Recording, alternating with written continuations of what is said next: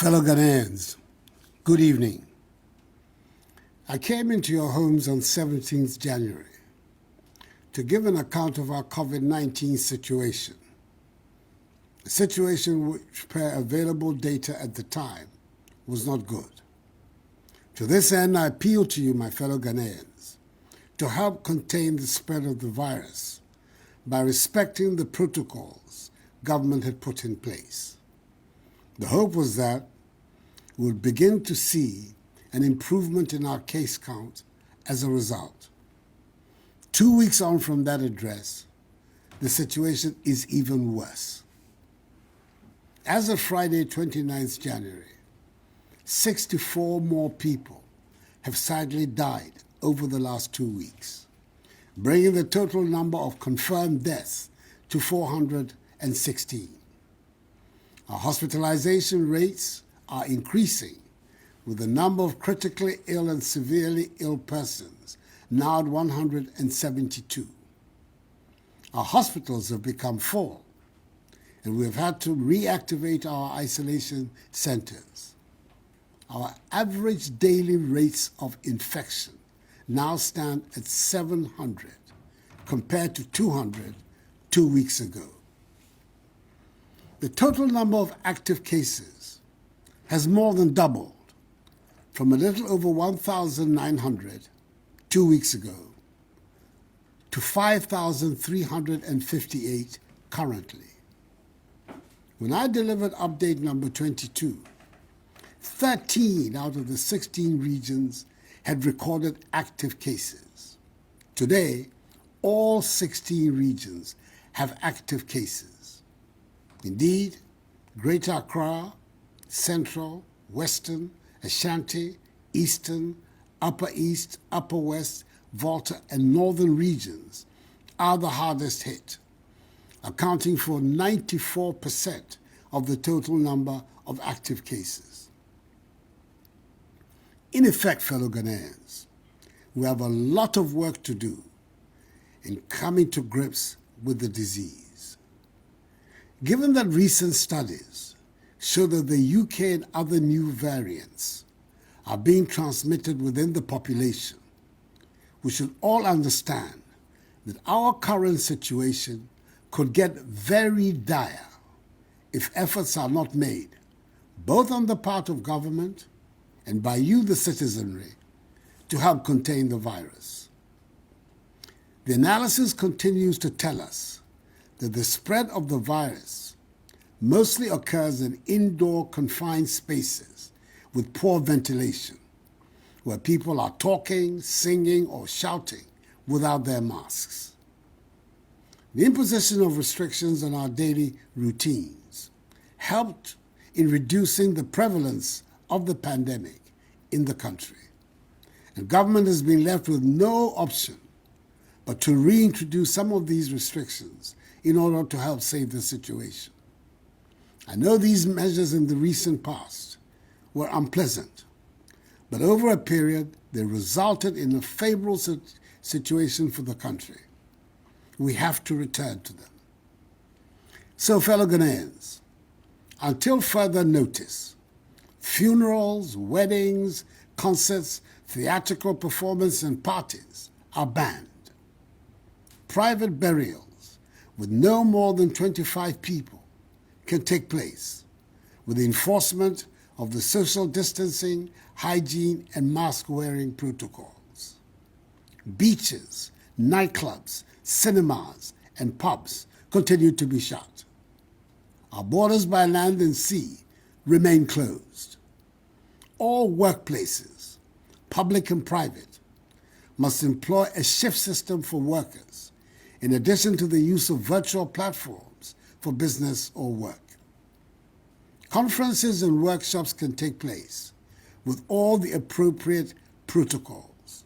However, I encourage the use of virtual platforms for such engagements. Restaurants should provide takeaway services and should, as much as possible, avoid seated services. The National Sports Authority and the Ghana Football Association should ensure compliance with a 25% capacity rule in our stadia, with spectators respecting the social distancing rule and wearing of masks. To the revered leaders of our religious organizations, that is our churches and mosques, I entreat you to enforce to the letter the protocols relating to attendance, i.e. the 2-hour duration, 1 meter social distancing, mask wearing, use of sanitizers, and the presence of Veronica buckets, liquid soaps, and rolls of tissue paper. I note that since the reopening of our schools 2 weeks ago, we've witnessed only few reports of cases among students. I appeal to school authorities and teachers to enforce the guidelines provided by the Ghana Education Service, and I urge the Ghana Health Service to continue their surveillance at the schools so we can contain any reported cases. As we step up public education and enforcement of the protocols and public gatherings, let me also state that regulatory agencies will undertake random checks to ensure conformity with these rules, and the security services will be tasked to enforce them. You do not have to be arrested by the police before you wear your mask. Your workplace should not be closed for non-conformity with the protocols. If there's no urgent reason for you to be outside, please stay at home.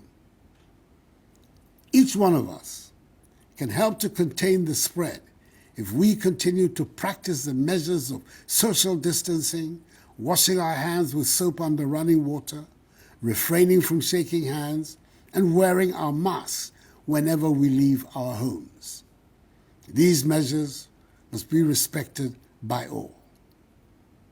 I urge you, my fellow Ghanaians, to continue to pay attention to your health, improve your fitness levels, and eat our local foods that boost your immunity. Should you at any time feel unwell or exhibit the most common symptoms of COVID-19, such as fever, dry cough, tiredness, please report to the nearest health facility and get tested. COVID-19 tests are free for all Ghanaians at public health institutions. If a Ghanaian citizen returns a positive result, the cost of care at isolation and treatment centers will be borne by government. At the 58th Summit of the Authority of ECOWAS Heads of State and Government, held virtually, it was agreed that the cost of the COVID test for inbound ECOWAS nationals be pegged at $50 United States at the Kotoka International Airport. The cost of the test for non-ECOWAS nationals still remains $150 United States. ECOWAS nationals and travelers who test positive will bear the cost of the mandatory isolation and treatment. Ghanaian nationals, however, who test positive upon their arrival into the country will have their isolation and treatment costs borne by the state.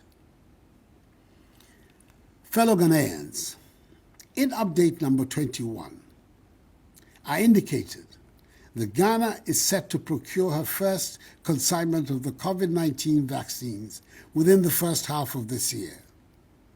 Since then, a lot of work has been done towards the realization of this. Our aim is to vaccinate the entire population with an initial target of 20 million people. Through bilateral and multilateral means, we're hopeful that by the end of June, a total of 17,600,000 vaccine doses would have been procured for the Ghanaian people. The earliest vaccine will be in the country by March. The Food and Drugs Authority, FDA, will use its established processes for granting emergency use authorization for each vaccine in Ghana. As President of the Republic, I assure you that only vaccines that have been evaluated and declared as safe for use in Ghana will be administered.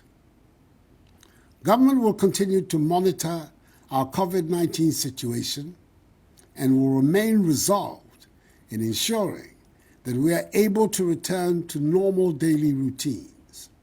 I remain hopeful that if each one of us embraces fully the safety protocols and we continue to put our faith in the Almighty, we will emerge strongly from this pandemic. Enuanom, ifibra minemo kasaya no, na ochi mienu niye, yare no eye hu ba, fa na efa nipa, misramo, mo obi amfa yare no indi agro. Mundi sise no so, ni titrio, mo se mas no, eno ene beboa yen. Nyami me, oti enyone, ni kenya wie, hela efe gbeye, ike men yawa, ni panyufai, moko ke hela akashwe. Nye yamlano, ni titru masuwe, no bab wawo. My faith in God tells me that this too shall pass, for the battle is the Lord's. May God bless us all in our homeland, Ghana, and make her great and strong. I thank you for your attention, and good night.